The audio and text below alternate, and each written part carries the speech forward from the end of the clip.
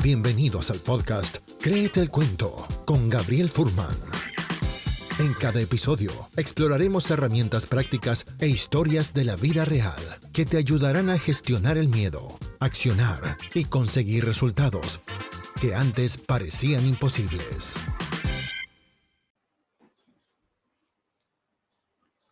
¿Conoces algún impostor en tu vida?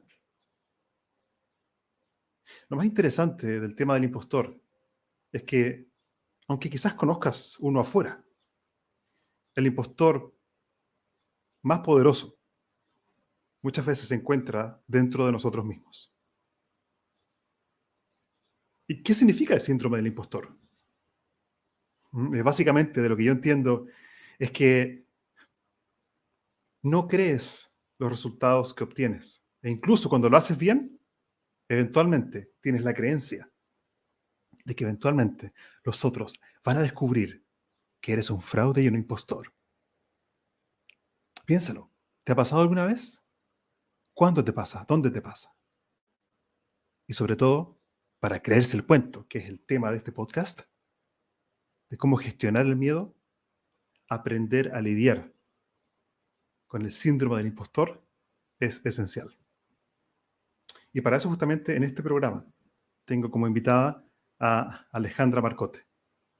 Ella es coach y speaker especializada en el aprendizaje de errores y fracasos, y también autora de los libros Cómo transformar el síndrome del impostor en tu aliado y 20 preguntas, infinitos aprendizajes. Además de eso, es directora de Aprender del Error y desarrolló un concepto integral de abordaje de los errores y fracasos para la transformación cultural de equipos y organizaciones. Ale, bienvenida a este programa. Hola, Gabriel. Muchísimas gracias por la introducción. Me encantó lo que estuve escuchando, así que encantadísima de que conversemos sobre estos temas. Bien, gracias por estar aquí. Vamos directamente entonces al grano, como dicen en Chile. Directo, Vale. straight to the point, derecho al punto. Quería preguntarte cómo surgió, brevemente, cómo surgió en tu vida el interés por el síndrome del impostor. Ok. Porque me acompaña desde hace mucho tiempo. Entonces, primero, primero no tenía ni nombre. Yo sé y soy consciente hoy de que, por empezar, en la universidad estaba súper presente esta idea de que la gente se va a dar cuenta de que yo no soy inteligente, de que la próxima me va a salir mal, porque bueno, esta se dio justo, que me saqué una buena nota por suerte. Igual siempre me sacaba buenas notas, ¿no? Pero uno siempre tiene como sus buenas excusas para estar justificando que algo lo hace bien. Entonces, en la universidad me acompañó siempre. Yo creo que si voy más para atrás, en la escuela posiblemente algo había, pero fuerte, digamos que diría a partir de mis 19 años, ponele, tengo 43, así que diría que más de la mitad de mi vida me ha acompañado. Y creo que eso es lo que hizo que después yo le fui poniendo, lo fui conceptualizando, fui investigando, pero en un inicio tiene que ver con todo eso vivencial. Y después, como bien vos dijiste, yo trabajo hace muchos años sobre aprender del error, aprender de los errores. Entonces, es algo que está ahí íntimamente relacionado. Así que digamos que convivo con el síndrome del impostor y eso creo que ha sido la semillita y por qué es un tema que me apasiona tanto, porque he visto que tanto puede obstaculizar el desarrollo de una persona, porque lo he vivido, y qué tanto también uno puede conocerse más a sí mismo a partir de darse cuenta de que esto tiene un nombre, de que lo puede trabajar, de que tiene que ver con las creencias, de que puede también empezar a profundizar en las emociones. Bueno, te abre ahí como un abanico de posibilidades. Bien, gracias por compartir eso y aprecio también tu apertura en contar que en realidad ha sido parte de tu vida. Me gusta eso porque de alguna forma entonces no es un concepto teórico solamente, sino que es algo que ha sido parte de tu vida y probablemente de la vida de miles de personas. Para la gente que no ha escuchado el concepto del síndrome del impostor, lo hemos mencionado un poco, pero me gustaría escuchar tu definición de qué es el síndrome del impostor. Yo siempre digo que es como esta duda que tenemos acerca de nosotros mismos, de si somos realmente competentes, de si somos realmente profesionales, de si somos aptos. Una definición, digamos, como de las primeras, habla más de esta duda intelectual, ¿no? Que tiene que ver ya como de si seré lo suficientemente competente e inteligente. Quizás hoy está un poquito más abierto el síndrome del impostor y podríamos hablarlo en diferentes roles, ¿no? Porque hasta si soy competente, tal vez en mi rol de mamá, en mi rol de hija, en mi rol de padre. Digo, hoy se habla como el síndrome del impostor un poco más abierto, pero esa primera definición habla más desde lo intelectual. Entonces, es esa duda sobre uno mismo, de si será lo suficientemente competente, profesional, apto. Y además lo que sucede con el síndrome del impostor, digo, esta duda que está ahí muy presente, lo que nos lleva es a tener mucho miedo a equivocarnos. Entonces, el miedo a equivocarnos forma parte del concepto del síndrome del impostor, no está aislado, porque en la medida en que nosotros, digamos, puede darse la posibilidad de que nos equivoquemos, de que fracasemos, de que fallemos, como le querramos llamar, creemos que las personas van a confirmar que nosotros no éramos lo suficientemente buenos, ¿no? Entonces se va a dar O esa sea, confirmación. las personas van a confirmar que efectivamente no soy competente. Ese es el Sí. síndrome del Igual impostor. la gente no tiene la duda la tenemos nosotros. Claro, claro. Porque, o sea, por eso digo que es interesante, porque de hecho, algo que también forma parte del síndrome del impostor es esto de no poder aceptar los elogios, de no poder aceptar las felicitaciones. ¿Por qué? Porque nosotros le atribuimos los méritos de lo que conseguimos digamos, al exterior, a la suerte, a las coincidencias, al universo, a lo que sea. Entonces, digamos, ahí empieza como a cerrarse el círculo de qué es lo que nos pasa con sentirnos un fraude. Nosotros ponemos en el afuera el mérito, por ende no podemos reconocer en nosotros lo que hicimos, nuestro trabajo, nuestro esfuerzo, o sea, lo desmerecemos bastante, ¿sí? Entonces, claro, yo empiezo a tener esta duda, porque si lo hice, lo conseguí por suerte, lo voy a poder conseguirlo otra vez, ¿no? Tengo Sí, sí. esta duda si en el futuro lo voy a poder repetir. Con lo cual, por eso, si veo la posibilidad de equivocarme, ok, ahí ya se van a dar cuenta. Entonces Ok. empieza a ser como un círculo vicioso.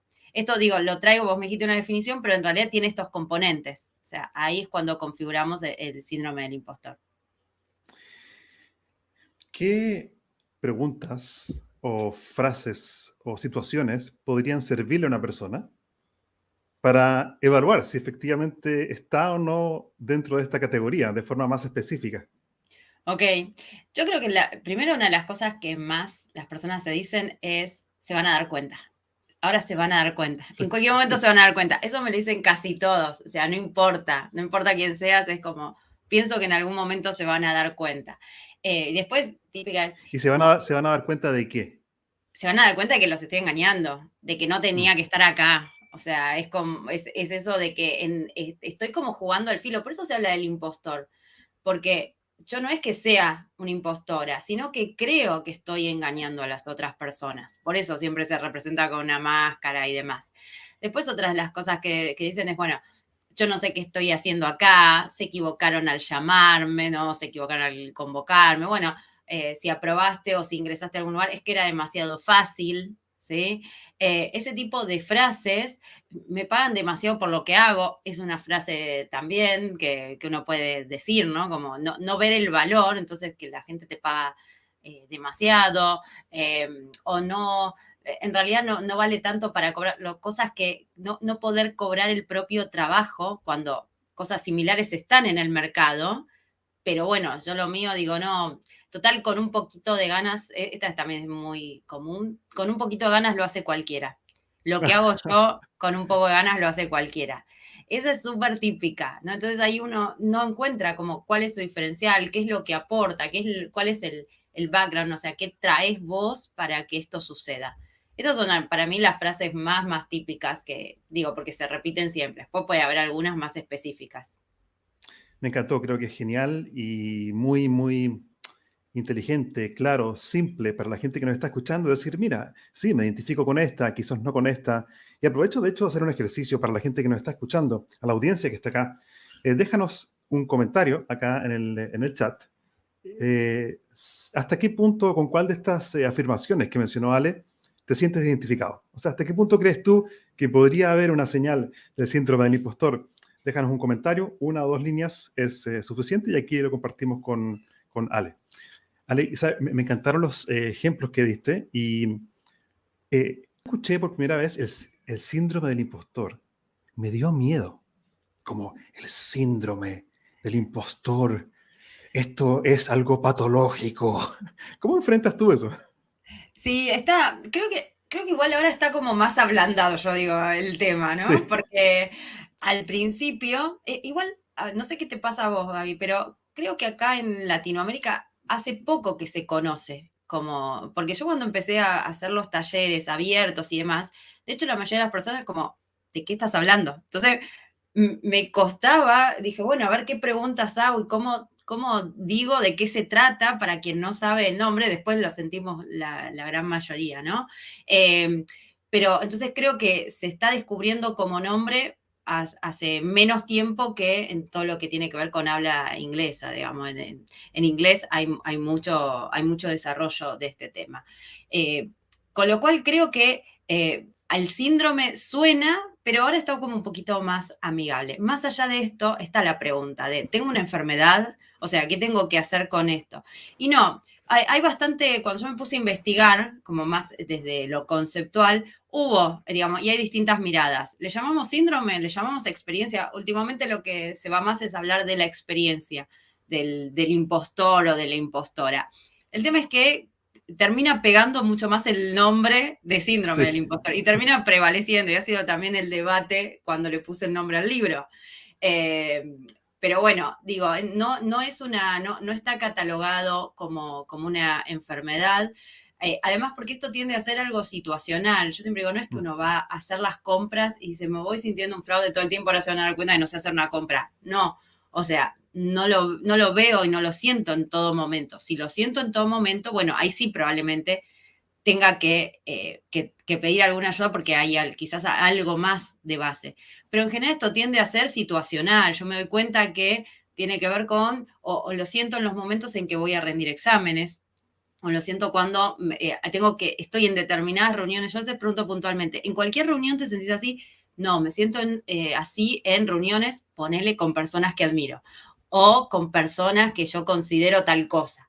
Entonces, Sí. está bueno ahí ir identificando, porque también que no es algo que tiñe toda nuestra vida, o en determinados desafíos, no sé, me ofrecen un nuevo puesto, yo digo, no voy a poder, lo agarré y digo, ay, ahora se van a dar cuenta que no era yo y que tenían que llamar a otro.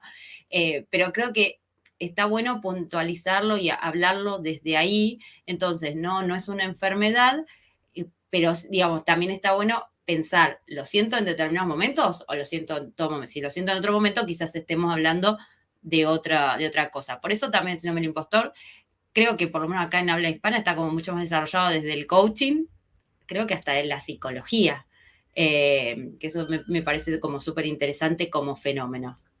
Sí, y creo que es muy valioso lo que dice esto de, de preguntarnos dónde me ocurre, cuándo me ocurre, frente a quién, en qué contexto. Creo que esas preguntas de circunstancias, como dijiste tú, circunstanciales, ayudan a que la persona realmente pueda gestionar esto y no sea como algo transversal siempre, en todo Claro. momento. Esa es una de las cosas muy poderosas que aprendí yo hace mucho tiempo cuando trabajé el tema de la resiliencia y la fortaleza mental en equipos, en empresas.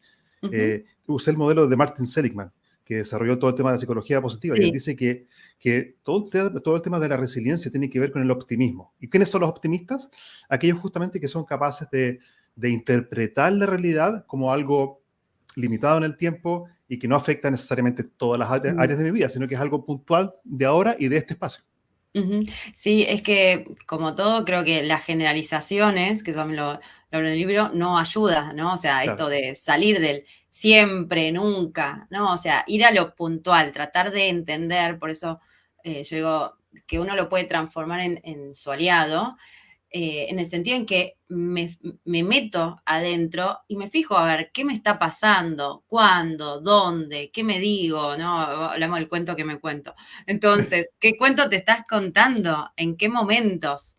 Eso creo que ayuda además a que uno se empiece a preparar, porque es como que te podés mirar desde afuera y yo no soy un fraude, no, me digo determinadas cosas en determinado momento, identifico en qué situación ocurre eso, entonces cuando yo ya voy a una reunión de este tipo o cuando a mí me ofrecen un trabajo, entonces yo ya me voy como un poco más armada, puedo empezar a desarrollar alguna estrategia que no es única, y eso lo aclaro siempre, porque está como esto de, bueno, dame la receta con los 3 pasos, con lo cual Sí, en 3 minutos y medio ya nunca más voy a... No, yo trato de no vender esas cosas mágicas porque no creo en eso.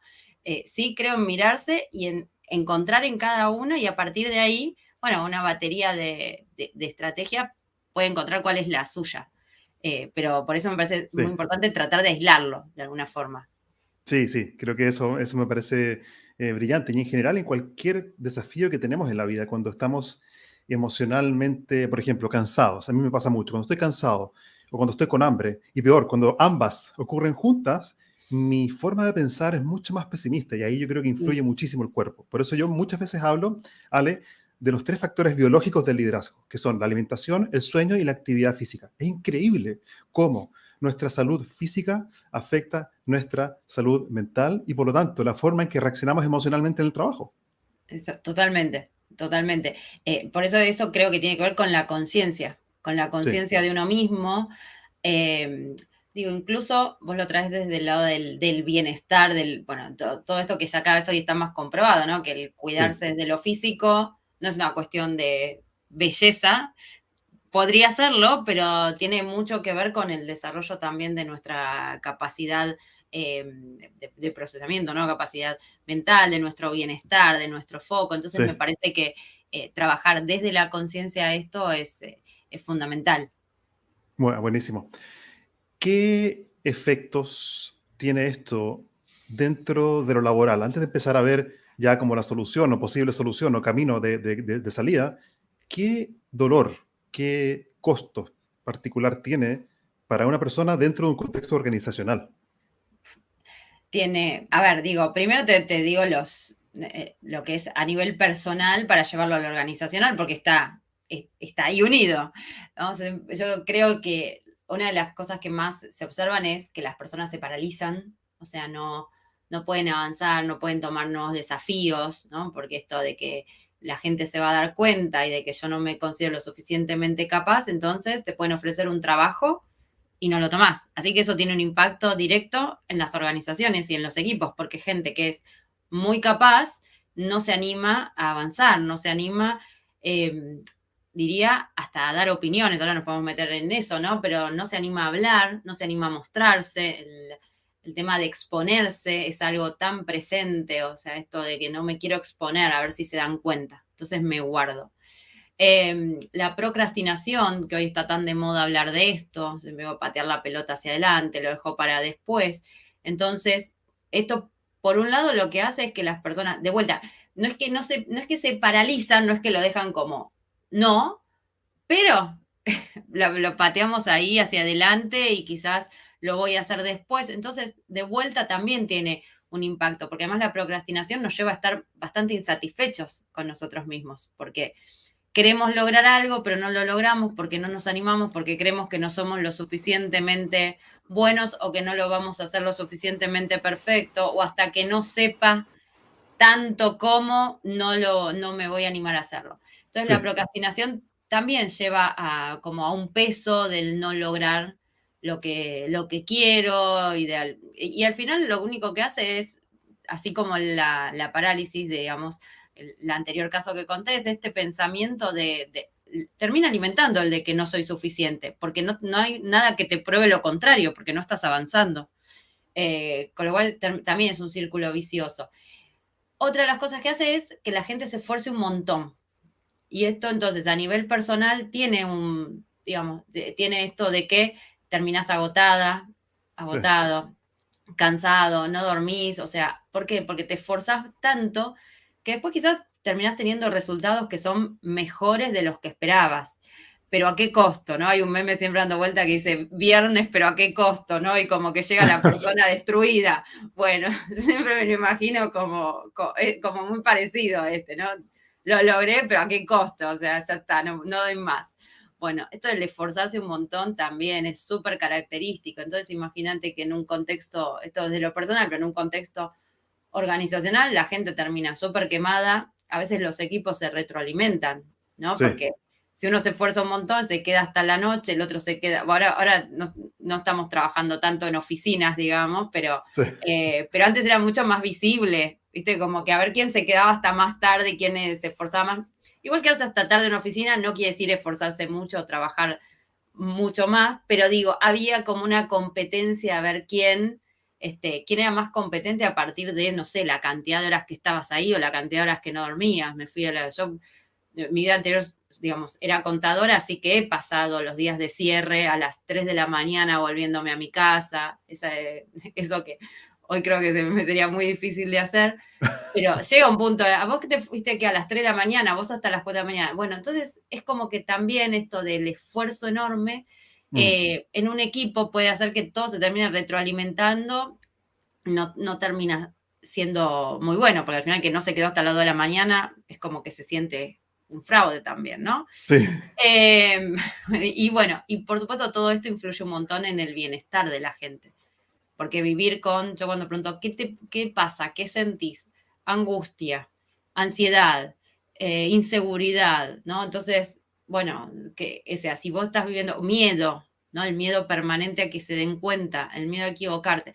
Entonces, si vos estás viviendo un montón de situaciones de esa forma, en el tiempo, es como que, bueno, quizás lográs los objetivos, pero la pasás muy mal en el camino y eso no es muy saludable.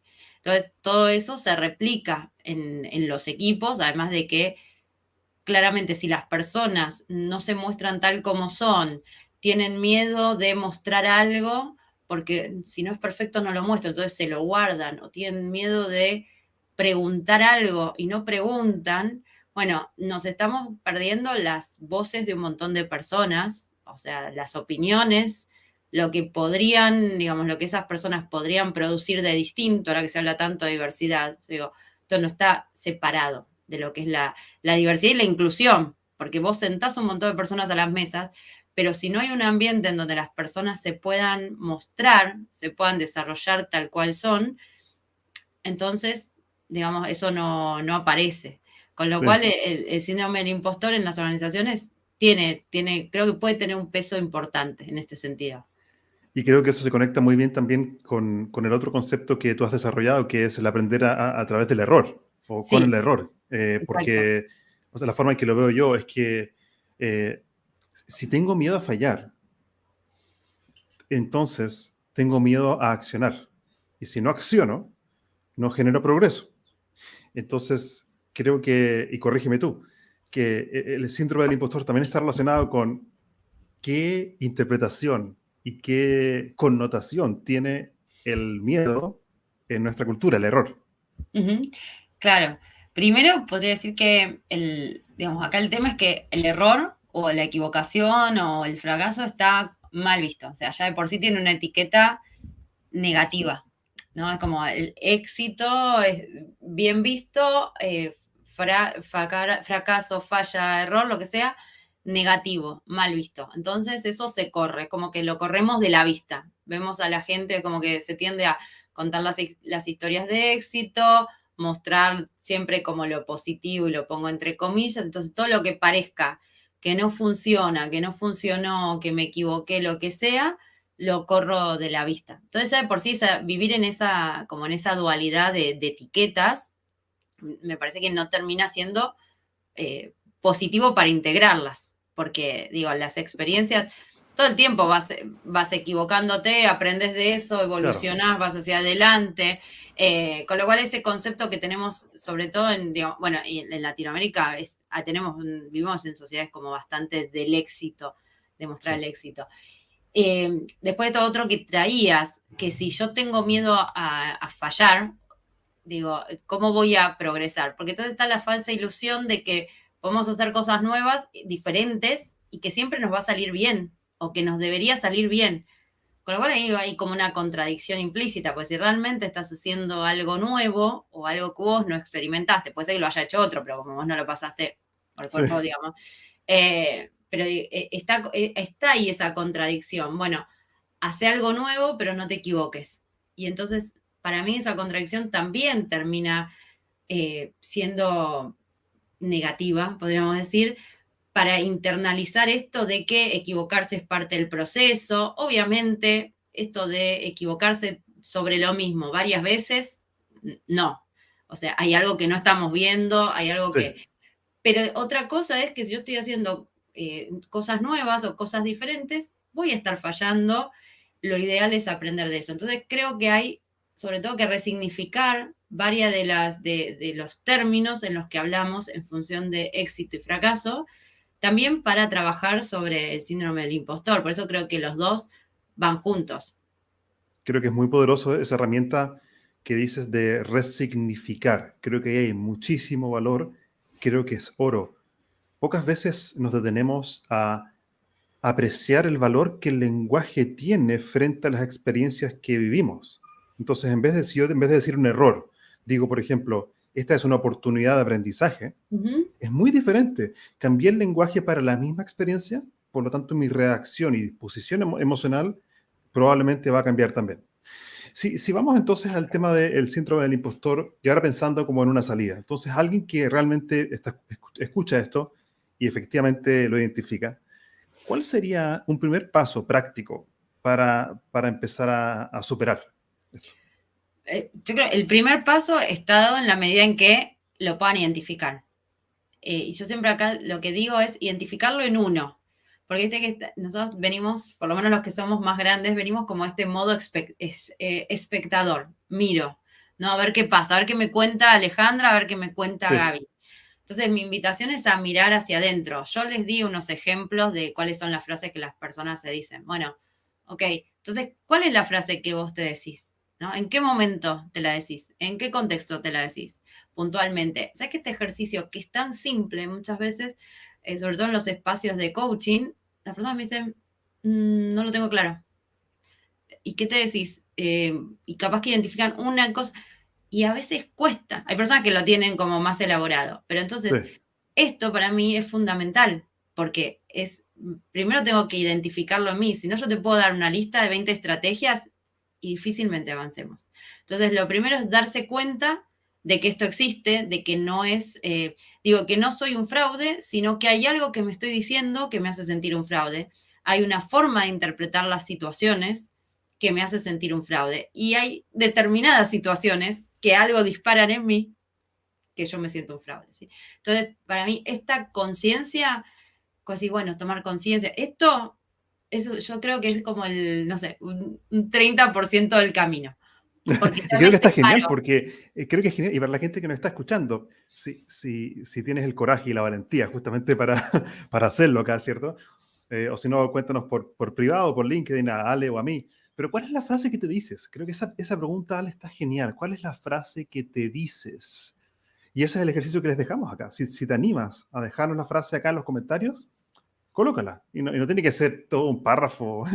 Es que No sé, tres. no suele ser una gran elaboración, ¿eh? Son Claro, frases de cuatro, porque te viene así como una catarata de pensamiento. Entonces son 4 palabras en general, ¿no? Pero es sí. muy importante identificar, Creo que es identificar. muy valioso eso, porque cuando yo digo qué es lo que me digo, la otra cosa que estoy haciendo es que también me estoy desidentificando con el pensamiento y entonces puedo empezar a trabajar. Entonces creo que la pregunta que tú haces es muy valiosa. ¿Qué frase te dices? ¿En qué momento? ¿En qué situación? Esa la agregué yo. Pero, pero el punto es No, que no, cuando escucho, es que son sí, las dos, ¿eh? Sí, sí, sí, claro eso. que sí. Entonces cuando me Eh, pregunto cuál es la frase que me digo, empiezo a identificar el diálogo interior, creo. Totalmente. Después hay algo que también parece muy sencillo, pero baja mucho la sensación de ser un fraude, que es compartirlo con otras personas. Oh, Vos decís, tan simple como eso, sí, sí. Hay veces que pasan los talleres y, bueno, y a ver, ¿qué te llevaste? ¿Qué fue lo que...? Y una de las cosas que aparecen es, no estoy solo, no estoy sola. Es increíble, o sea, más allá de cualquier técnica, de cualquier estrategia, el darme cuenta que no estoy solo, que no me pasa a mí únicamente, que resulta que a la persona que yo admiro, o a mi jefe, sobre todo, por ejemplo, trabajando esto en equipos, resulta que mi jefa también. ¿no? Le pasa esto. O mi compañero, ¿qué pasa? Muchas veces las personas piensan, no sé qué estoy haciendo acá en este equipo, o sea, porque son todos muy buenos y esto aparece mucho, ¿no? Entonces, la mayoría piensa lo mismo en equipos que son como que hay mucha admiración. Eso es impresionante, porque es como, ¿qué estoy haciendo yo en este equipo? Y la mayoría piensa lo mismo. Entonces, el compartirlo ya baja muchísimo la vergüenza, ¿no? Porque entonces, no soy yo la única persona, no es que me tengo que estar escondiendo, esto me está pasando y sé que no soy yo, sino que hay algo que me estoy diciendo y hay algo en la situación que interpreto.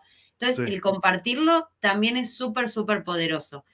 Porque me permite salir de vuelta de esto, de esta generalización que muchas veces ocurre en nuestra cabeza, de todo este fantasma que nos toma ahí el pensamiento, lo empiezo a hilvanar en palabras.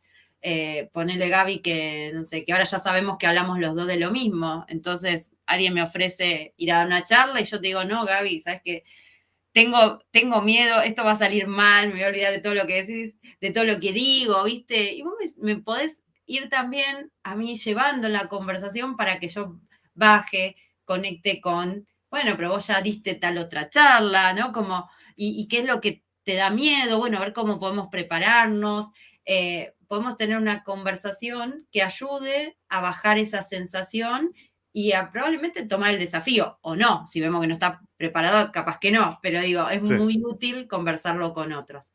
Eso para mí es clave como segundo sí. punto.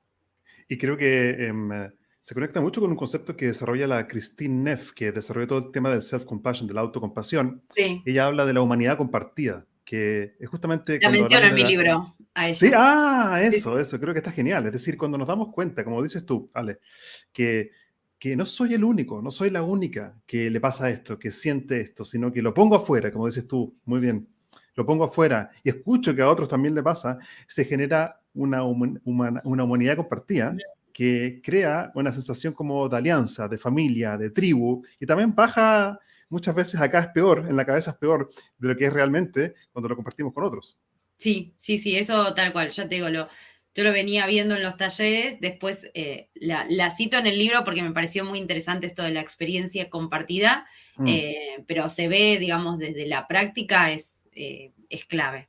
Así que siempre tener alguna persona, no es necesario tener un grupo, una persona, dos personas con las que uno pueda, alguna amiga que comparten ahí, ya saben de qué se trata, no alguien que te diga, no, no pasa nada, dale, seguí para adelante, porque eso no ayuda.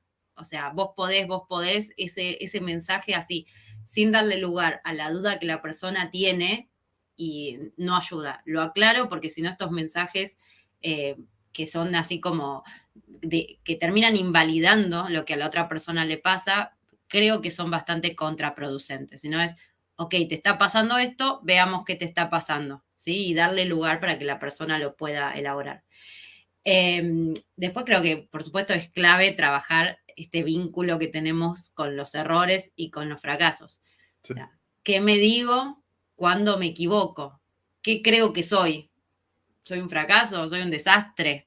¿Soy un fraude? O sea, si ese es el mensaje que yo me estoy dando, si es el cuento que me estoy contando, volviendo un poco, ¿no?, al cuento que me cuento, Sí. bueno, probablemente, y sí, me termine sintiendo un fraude, porque todo tiene que ver con la forma en la que interpretamos las situaciones. Así que si lo mío es éxito o fracaso, y fracaso es que yo entonces no sirvo o que soy un fraude, y no va por ese camino, no vamos a poder salir de esta sensación de ser un fraude. Entonces, trabajar en esto de entender que la vida son experiencias y que a veces alcanzamos los objetivos y le podemos poner de nombre éxito, y que a veces no los alcanzamos y le podemos poner de nombre fracaso, pero que probablemente no puede existir uno sin el otro, y que si queremos hacer algo nuevo, tenemos que saber que va a fallar muy probablemente, o sea, diría, si no fallás, podría ser casi como la excepción, ¿no? Si no Entonces, fallas, hay un problema. claro, Jeff Bezos de Amazon decía, ¿no? Como, bueno, como que si no estás fallando, probablemente es o que no te estás arriesgando lo suficiente o que ya no era mucho experimento, o sea, era algo que ya Mm. sabías que iba a andar. Y me parece bueno como ese concepto, ¿no? De, espera, ¿estoy innovando mucho o medio que estoy yendo a lo seguro? Bueno, cada uno hace, digamos, cada uno acá puede hacer lo que quiere, pero a lo que voy es sabiendo de qué hablamos cuando hablamos de errores y de fallas y demás. Y algo que también podríamos hablar de un montón de estrategias, pero sí acá lo que aclaro es que está bueno, aunque sea tomar una y hacerla. O sea, Ah, trabajar sobre una. Porque si no, y digo, esto pasa en los talleres, pasa en las charlas, ¿viste? Pero dame estrategias, y nos pasa a todos, ¿eh? Dame estrategias. Pero si no pones aunque sea una en práctica, no va a pasar nada. O sea, es como un manual para ir a nadar. O sea, claro. si no te metes en el agua y no intentás ahí, lo digo a alguien que, o sea, que le tiene miedo al agua y que aprendió muy de grande, y bueno, hasta que no intentás ahí dar la abrazada, ¿viste? Y ver si haciendo algo podés flotar, aunque sea, o no haciendo nada podés flotar, bueno, no va a cambiar. Entonces, yo les propongo hacer algo, aunque sea reconocer el pensamiento que tienen. Eso ya es un montón, ir dándome cuenta cuando me digo algo. Y después la que siempre digo, porque a mí me encanta y me parece súper poderosa, es la de cuando las personas te felicitan o te elogian, no decir de nada, no, o sea, no decir no fue nada, de nada, no era para tanto, o sea, todo ese tipo de cosas, no.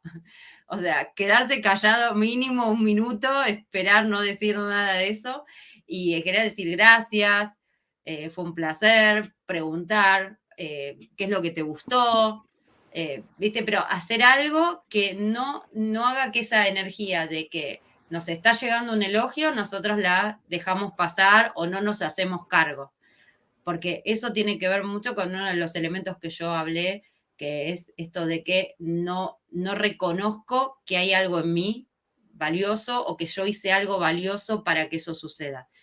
Entonces, eso es un entrenamiento que vos de vuelta, no lleva mucho tiempo hacerlo, es en vez de decir una cosa, decir otra, o sea, cambiar la respuesta. Así que no hay excusa posible, porque a veces me dicen, no tuve tiempo. No se necesita tiempo. Paremos con, paremos con las excusas. Es, en vez de decir, no fue nada, digo, gracias. ¿Qué te gustó de mi trabajo? Gracias. ¿Viste qué bien que estuvo? Lo reforzás. Es un ejercicio que parece Sí. simple, pero por lo que me dicen, genera mucha incomodidad. Y bueno, bienvenido sea. Creo que está genial ese ejercicio y creo que el tema de creerse el cuento, la forma en que lo defino en mi libro, que es la capacidad de actuar con el miedo, Ujú. incluso cuando siento miedo y pasar a la acción. Esa es mi definición de creerse el cuento. Es cuando no sé qué va a pasar, siento miedo y con el miedo mismo me lanzo al hacer imperfecto. Esa es mi propuesta en Claro, el libro. Y creo que se conecta mucho con lo que dices, porque el tema de estar abierto a recibir la gratitud de otro es tan importante. Yo muchas veces lo he visto, yo creo que yo también lo hacía eso antes. No, sí, eso, sí, o sea, me lo dices, pero nada, no es para tanto. O bueno, para eso me pagan. No, de nada, ya no siga. Ay, ya, no agradezcas. ¿Por qué? Entonces, creo que este poder, yo creo que tiene que ver con la autoconfianza. Abrámonos a recibir las gracias de otros. totalmente, sí. Por eso decía que a veces esos ejercicios muy cortitos, muy breves, Sí, que no llevan demasiado tiempo, pero hacen que uno esté primero más consciente, porque lo decís en automático, seguramente de que tenés, no sé, 5 años, 6 años, que uno es chiquito, como que dice, o 10 años, no sé, pero en algún momento uno aprende a no decir gracias, ¿viste? Y como, qué bien que estuve, ¿no? O sea, sí. nos empieza a dar vergüenza. Entonces, esos ejercicios hacen que uno se reentrene en hablarse y en hablar para hablar de uno mismo para con otros, porque al final después si uno le está diciendo a la gente, no fue nada, no fue tanto trabajo, al final ¿qué estamos diciendo? ¿No? Estamos desmereciendo lo que hicimos, que como muchas veces digo, es mucho trabajo, o sea, gente que se queda tal vez un montón de horas, se queda la noche, no estoy descansando porque tengo que terminar esto y después decís no fue nada. No, digamos, poner las cosas en su lugar.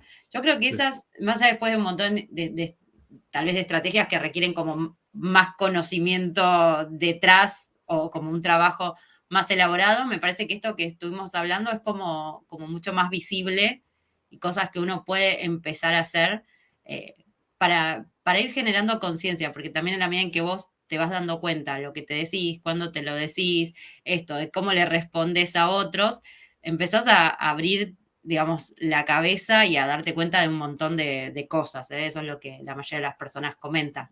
No, me encontré en tal situación diciéndome y no, dije, no, espera, ¿cómo me voy a decir esto? Entonces Sí. empieza como, empieza a, digamos, a abrirte la cabeza y a generar más conciencia sobre vos mismo. Para la gente que nos está escuchando, ya que vamos a empezar a cerrar la conversación con Ale, déjanos un mensaje de texto contándonos qué fue lo más valioso que aprendiste de esta conversación, de lo que escuchaste hoy. Déjanos una línea suficiente por el mensaje para poder también leer qué es lo que tú estás pensando. Ale, para ir cerrando esta conversación, pensé una pregunta directa, personal hacia ti. ¿En qué área de tu vida específicamente crees que has dado el mayor paso en vencer o hacer del síndrome del impostor un aliado? Y bueno, yo creo que en lo profesional, digamos, en varios momentos. Yo te dije que soy contadora, o sea, trabajé como contadora muchos años. Siempre digo, hace poco estuve en la Feria del Libro, presentando el libro, y había puesto en un post, si se lo contara a la Alejandra de hace, no sé, 10 años, no lo creería, o 15 años menos. Capaz la que era más chiquita, sí, porque tenía un poco más o sea, estaba mucho más conectada con el escribir y con eso, pero después en algún momento eso se fue perdiendo. Entonces yo creo que en mi vida varias veces, cuando decidí dejar mi trabajo para trabajar más como coach, como capacitadora, yo hice un cambio que es de trabajar como contadora a trabajar mucho más como coach, como capacitadora, hoy dando charlas y demás, y además de trabajar en relación de dependencia, trabajar por mi cuenta. Entonces fue todo como un cambio muy, muy grande, muy grande. Y en esos momentos, digamos que yo me sentía un fraude, sobre todo cuando estaba viendo, ¿y cómo hago este cambio? Primero que sentía que nada de lo que hacía era lo suficientemente bueno, o sea, ¿qué voy a escribir de coaching? Y voy Sí. o sea, publicar en un blog. Mi página de hoy, en su momento, había sido el blog que yo inicié hace 10 años para empezar a escribir algo y no me animaba a publicar, aunque no lo leyera nadie, o sea, imagínate que no iba a haber gente, millones de personas entrando a mi página que no la conocía nadie, no iba a haber nadie pero bueno, igual viste que uno, no, mirá si tiene algo que no dice bien o que no está bien, entonces, ¿quién me va a querer a mí o sea, quién me va a contratar? ¿Quién me va a querer a mí para ser coach? Entonces, ahí fue donde yo más empecé a conectar y a leer sobre el perfeccionismo, porque yo me di cuenta, dije, Sí. o sea, de esta no salgo, si no hago algo conmigo, no salgo, porque hay otra gente que no estudió todo lo que estudié yo y está vendiendo cosas, está dando cursos, está escribiendo, y yo no me animo ni a publicar una nota en un blog mío, que no lo lee nadie, porque no lo conocen. Entonces, ahí creo que ha sido un gran paso. El otro gran paso para mí ha sido cuando empecé a pararme en un escenario. Y eso fue tremendo, tremendamente positivo, pero tremendo también la pasé en algún momento porque yo empecé, digamos, con esta temática de los errores y los fracasos allá por el 2015 y empezamos a organizar unos eventos acá en Buenos Aires para que las personas, para que los emprendedores vengan a hablar de sus errores y de sus fracasos.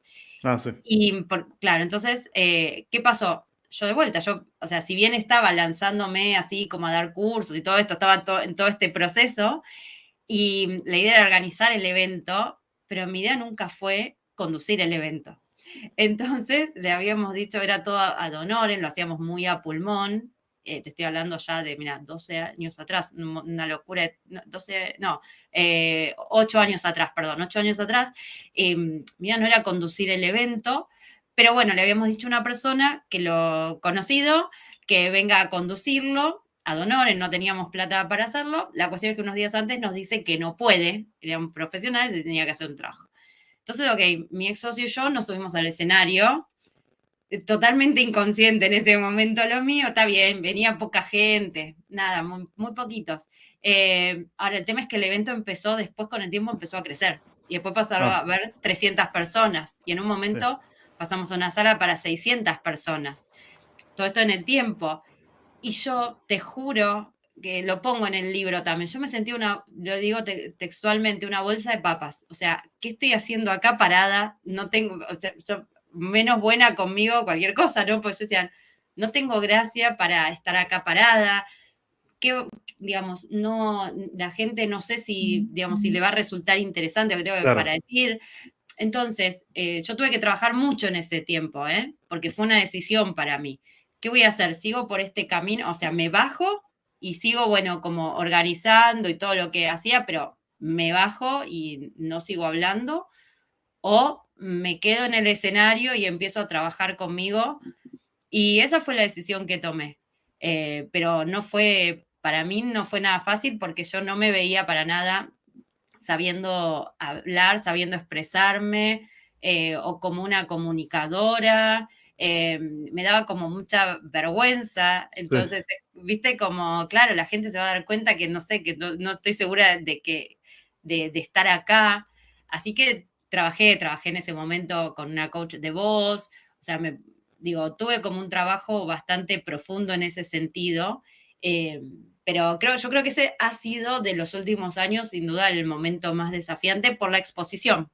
Algo que yo te comentaba que es clave en el síndrome del impostor, ¿no? Porque es como, estás en un escenario, la luz está ahí y la gente, tenés un montón de gente mirándote y más allá que ahora, por supuesto, lo disfruto un montón, digo, no fue de la noche a la mañana el proceso. Y creo que, sí, y gracias por compartir esa experiencia y por tu autenticidad.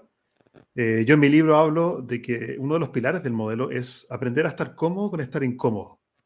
Esa frase a mí, Ale, me cambió la vida. Está muy porque bueno. aprender a estar cómodo con estar incómodo es la base para desarrollar una autoconfianza, aprovechar de creerse el cuento de forma auténtica, sin llegar a la arrogancia. Créete el cuento no es arrogancia, créete el cuento es tener una autoconfianza sana para ejecutar las acciones que necesitas, incluso cuando sientes miedo. Entonces, creo que esto de estar cómodo con estar incómodo conecta también con lo que tú dijiste. Aprendamos a estar cómodos con estar incómodos.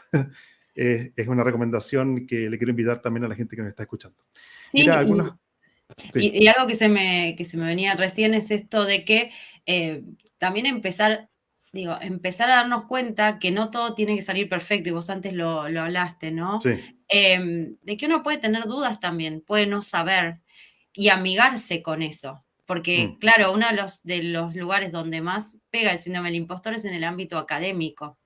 Y en los profesores y en las profesoras, por ejemplo, la gente que, bueno, que da algo, y acá también entonces quien tiene que dar una charla, quien tiene que dar una capacitación. ¿Qué pasa si alguien me pregunta algo que yo no sé? Sí, entonces, lo he escuchado muchísimo. bueno, Yo también, una de las cosas que hago es entrenamiento de public speaking. Entonces entreno también a gerentes a cómo hacer presentaciones efectivas, y eso es algo que sucede muchísimo. Claro, entonces también es aprender a que, bueno, si alguien pregunta y uno no sabe, no te va a hacer menos el decir, la verdad es que esto no lo sé, o la verdad que ahora no lo he escuchado. Imagínate si tuviéramos que saber cualquier cosa o estar al tanto de todo. O sea, yo creo que ni leyendo todo el día podés estar al tanto de todo lo que sale. Entonces, en esto del estar cómodo, en el estar incómodo y en el ir fluyendo. Cuando uno puede trabajar desde ahí, desde que no soy una impostora porque me paro y alguien me dice, Ale, ¿leíste de tal libro? Yo digo, la verdad es que no lo había escuchado, contame, y lo anoto. Claro, y aprender a decir no sé también es una forma Eso. también, de hecho, que genera confianza, no desconfianza. Es decir, el que dice que sabe cuando no sabe, genera más desconfianza que el que dice no sé cuando efectivamente no sabe. Sí.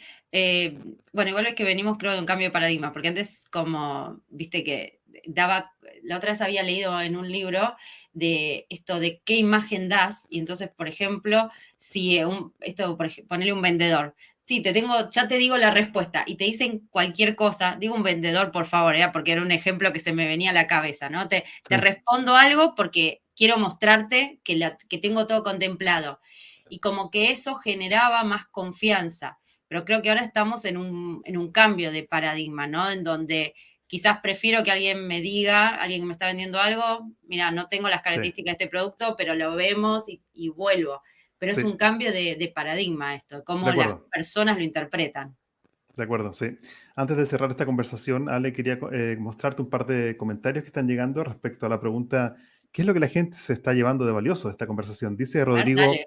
Ramírez, dice, aprender a aceptar los elogios y reconocimientos sin minimizar lo que uno ha hecho. También tenemos a Jorge Barahona. Dice, me quedo con esos pequeños detalles que implican reconocer que uno está haciendo las cosas bien.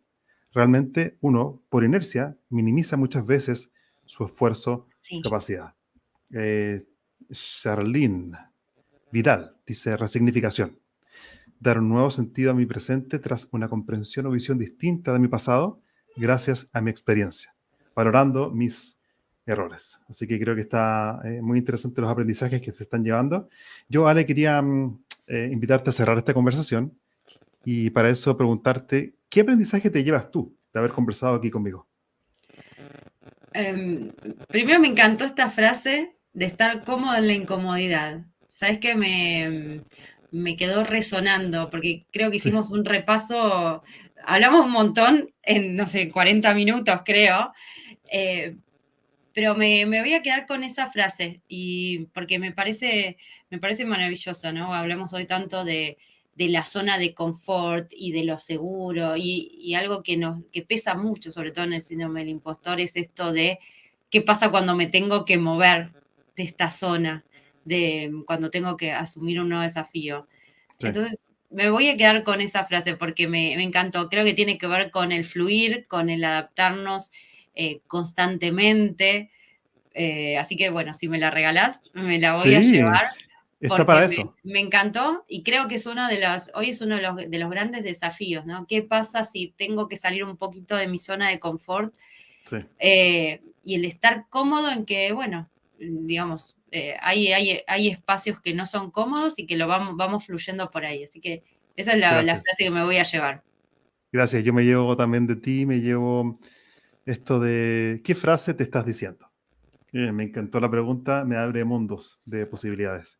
Ale, para Muy la bien. gente que quiere conectar contigo y acceder a tus libros, información, ¿cómo lo puede hacer? Lo puedo hacer en mi Instagram, que es Ale Marcote, en mi página web, que es Ale Marcote, en mi LinkedIn, que es Alejandra Marcote, en mi YouTube, que es Alejandra Marcote, así que como Ale Marcote o como Alejandra Marcote me encuentran ahí en casi todas las redes. Genial. Yo te quiero agradecer por tu tiempo y bondad y generosidad que has tenido con nosotros. Muchas gracias. Un gusto enorme porque hicimos un recorrido, así que me encantó la charla. Gracias. Me despido entonces con cariño. Un beso a todos quienes están ahí del otro lado. Gracias. Bye. Un beso. Gracias a todos por acompañarnos en un episodio más de este podcast Créete el Cuento. Igual que mi libro Créete el Cuento, donde lo que hago es enseñar un método de 3 pasos para superar el miedo, accionar y lograr resultados sorprendentes. Si quieres saber más de mi libro, lo encuentras en Amazon, Créete el Cuento.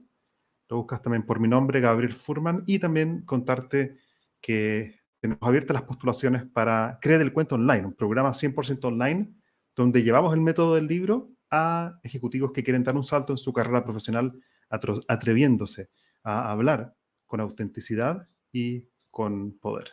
Me despido entonces con mucho cariño y conecta conmigo en LinkedIn, Gabriel Furman. Preguntas, comentarios, qué aprendiste también de estos podcasts y también si tienes alguna sugerencia de algún invitado que te gustaría escuchar en el futuro.